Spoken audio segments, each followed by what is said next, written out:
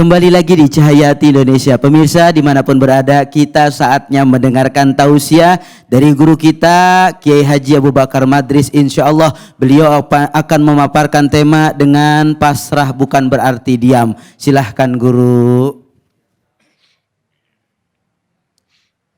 Assalamualaikum warahmatullahi wabarakatuh. Waalaikumsalam. Alhamdulillahilladzi qad aujada min nurihi nuram bihi ammal huda. Sabaqal awali ma fil wujudi bi asriha fal kullu minhu fil haqiqati mubtada' ma ba'du. Bapak Ibu sekalian, judulnya rada lumayan tapi rada jelibet gitu ya. Yang pertama, pasrah bukanlah diam. Emang orang pasrah diem? Nah, pasrah kan diem aja udah. Ibu kalau gue udah pasrah sama laki gue kan diem ya. Bener, kalau pasrah kan diem ya. Judulnya yang dimaksud sebenarnya tawakal. Tawakal itu apa? Tawakal itu adalah ketidaktergantungan kita kepada manusia, hanya kepada Allah. Kenapa? Hidup kepada yang lain, walaupun kita ini manusia itu adalah makhluk sosial yang tergantung orang lain, tapi kalau kita tergantung kepada pejabat, pejabatnya jatuh, kita juga jatuh. Maka kita harus tawakal kepada Allah. Di mana tawakal kita kepada Allah? Ya di sholat. Bapak kan ibu suka baca, inna sholati wa nusuki wa mahyaya wa mamati lillahi. Hidup gerakku semuanya kuserahkan kepada Allah. Itu tawakal. Nah tentunya yang tawakal begini biar benar sholatnya. Karena antara sholat dengan pekerjaan sehari ini beda. Inna sholati wa nusuki wa mahyaya. Sholatku, gerak geriku, hidup dan matiku. Jadi sholat sendiri dibedakan. Artinya apa? Sholatnya kudu bener. Kalau mau tawakal kepada Allah, sholatnya kudu bener. Kenapa? Saya khawatir apa yang kata Nabi. Ya'ti zamanun ala ummati yusalluna fala yusallu. Nanti banyak orang sholat, hakikatnya nggak sholat, cuman jungkang-jungking doang. Benar? Saya kasih contoh yang gampang. Sebelum sholat kita kan wajib wudu ya? Apa sih arti wudu? Bersuci. Bersihan mana mandi sama wudu? Mandi sama wudu bersihan mana? Bersihan mandi. Bersihan? Mandi. Habis mandi boleh nggak langsung sholat? Nggak bisa. Nah kalau gitu bersihan mana? Keder kan? Maaf. Wajar kalau orang di luar Islam bilang orang Islam bego. Lah udah mandi bersih-bersih cuci muka lagi. Nah kan udah mandi. Kenapa? Karena kita yang wudu nggak paham. Mandi sama wudu jelas bersihan mandi. Kenapa kok habis mandi gak boleh sholat? Berarti apabila dua pekerjaan yang sama, salah satu harus diulang pasti ada beda. Kalau nggak ada beda ngapain diulang? Mandi cuci muka, wudu cuci muka, mandi cuci tangan, cuci tangan. Kalau nggak ada bedanya ngapain diulang? Ya udah aja mandi. Berarti ada bedanya. Apa bedanya? Doa. Mandi basuh muka nggak pakai doa. Wudu ada. Allahumma bayyid wajhi binurika yauma tubayyidu wujuh awliyaika wa la tusawwidni bizulmatika kama tusawwidu wujuh alaika. Mandi cuci tangan nggak pakai doa. Wudu adalah ma'atini kitabi biyamini wa hasibni hisaba yasira. Mandi cuci kaki nggak pakai doa. Wudu adalah masabit qadamai ala sirati mustaqim. Kesimpulannya siapa yang wudu basuh muka tanpa doa berarti bukan wudu, cuci muka, mendingan mandi. Saya kagak yakin segini banyaknya apal doa wudu, kagak yakin, ngaku dah ya. Buka setelan gini, cek. Ya, itu mah cuci kaki, mandi aja kita.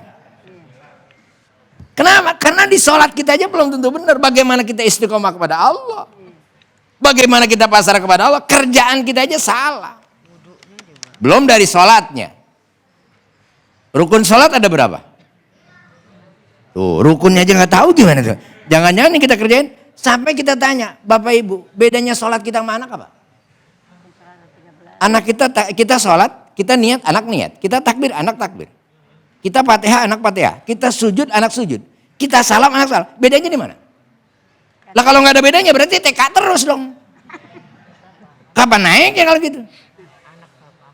Kenapa kita anggap enteng tuh pekerjaan sholat padahal ini yang istiqomah yang pertama. Kita nggak tahu tuh bedanya. Pak, angka tetap dari 0 sampai 9. Tapi kalau anak SD nggak kenal yang namanya trapesium, nggak kenal yang namanya trigonometri. Kalau udah SMA kenal trigonometri. Bapak masih SD terus. Kenapa nggak paham? Oke, saya kasih tahu. Rukun salat 13, apal dah ya. Ada berapa? 13 terbagi berapa rukun? Nggak tahu lagi, sama mana SD, nggak tahu juga sebenarnya. Rukun yang 13 itu terbagi 3. Ada rukun qalbi, ada rukun qauli, ada rukun fi'li. Saya ambil satu aja. Ini yang banyak salah di masyarakat karena nggak pernah diperhatiin. Terutama di masa tua dia pengen ibadah tapi salah. Apa di antaranya? Rukun yang kedua berdiri dengan betul. Ya, betul tuh. Rukun kedua berdiri dengan wajib ketika kita takbir kalau kuat wajib berdiri dulu. Kecuali memang nggak kuat diri. Jadi ketika takbiratul ihram itu rukun, wajib diri. Allahu Akbar. Ini kadang-kadang lucu. Dari rumah mah jalan bawa apa namanya bangku, jalannya kuat, sampai masjid takbir duduk. Allah, lah itu gimana itu? Lah kan lu jalan tadi kuat. Kenapa takbirnya duduk? Banyak nggak kira-kira? Karena kita nggak pernah tahu. Padahal yang namanya sholat itu jelas. Nah, kenapa kita harus bergantung kepada Allah? Kenapa? Karena gantung kepada manusia nggak akan benar. Kalau sama Allah pasti gentleman. Kenapa? Yang diajarin dalam doa yang sehari kita baca dalam Al-Quran. Apa? Ayat kursi.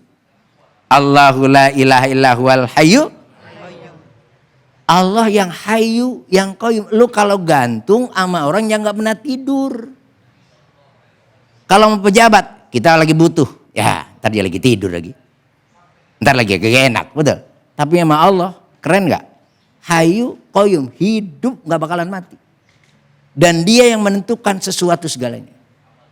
Al-hayyu, al-qayyum, kemudian apa? Wal hayyul qayyum la ta'khuzuhu sinatu, gak pernah ngantuk.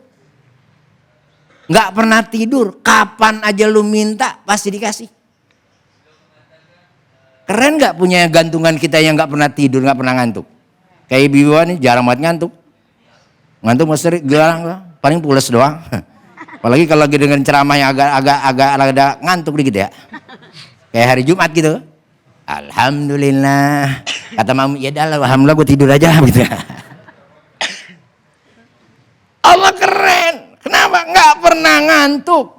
Kayak Rasulullah ya, lam yahtalim qattu tahammut laqon abada wa matasa aba aslan fi mada zamani. Rasul aja nguap nggak pernah. Tuh Rasul, apalagi Allah. Ngantuk nggak pernah. Sinatu walanu lahu, dia yang punya langit dan bumi. Apalagi kita yang minta kalau bukan sama dia. Maka pasrah kita kepada Allah itulah yang satu-satunya. Hidup kita supaya pasrah benar, maka sholat. Sampai katanya apa? Awalu ma yuhasabu bihil abdu yaumal qiyamah as-sholat. Yang ditanya pertama besok di hari kiamat sholat. Kalau sholatnya benar, yang lain benar. Sholatnya salah, yang lain salah. Udah pada benar belum sholatnya? Tadi Ki Munawir udah ajarin baca Quran yang benar. Kenapa? Salah satu rukun sholat baca Fatihah. Fatihah itu alhamdulillah doang apa sampai waladolin? Dari alhamdulillah sampai harus benar kan? Udah benar belum? Udah pernah datang Ustadz Munawir, Ustadz dengerin saya baca Al-Fatihah benar Pak. Pernah gak begitu sama guru? Berarti benar menurut sendiri. Baru benar menurut sendiri. Nah ini yang paling bahaya. Oleh karena itu kalau mau tawakal kepada Allah, kita harus benerin dulu diri kita. Kalau kita pasrah kepada Allah, jangan kita nggak bener pasrah kepada Allah. Kata Allah, lu siapa? Lu deket gue juga kagak ya.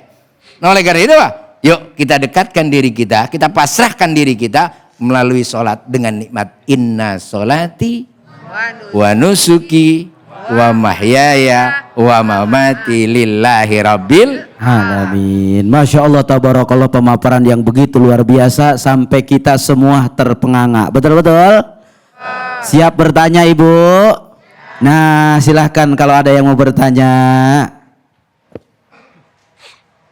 Assalamualaikum warahmatullahi wabarakatuh. Waalaikumsalam warahmatullahi wabarakatuh. Saya Ibu Siti Sumantiar dari RW 10 Bencongan. Saya jamaah Masjid Al-Kausar. Saya mau bertanya Pak Ustadz, apakah ada syarat-syarat yang harus dipenuhi untuk bisa berpasrah? Terima kasih Pak Ustadz. Wassalamualaikum warahmatullahi wabarakatuh. Waalaikumsalam warahmatullahi wabarakatuh. Silahkan dijawab guru.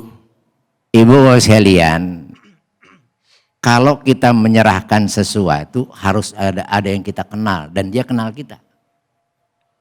Bapak nyerahin motor, oh gue pasrah, kita nggak kenal, bisa hilang tuh, benar nggak? Harus kenal dulu nih siapa yang kita kenalin, betul.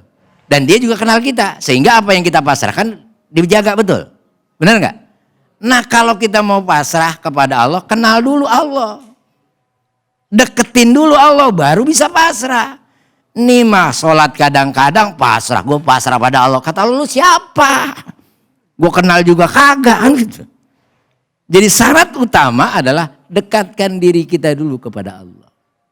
Kalau kita sudah dekat dengan Allah, apa juga yang kita mau pasti. Apa kalimatnya? Ud'uni. Apa arti doa di situ? Ud'uni. Bukan doa. Kalau doa berarti kita setiap doa nggak dikabul, berarti Allah salah dong. Ibu berdoa nggak sering? Bapak sering berdoa nggak? Dikabulin nggak? Berarti salah dong hadis ayat Qurannya. Katanya berdoalah kamu pasti aku kabulkan. Kau nggak dikabul-kabulin? Da'a yad'u da'watan. Ajaklah dirimu kepada aku, kata Allah. Kalau lu udah ikut gua, apa yang lu mau pasti gua kasih. Itu maksudnya. Bukan doa.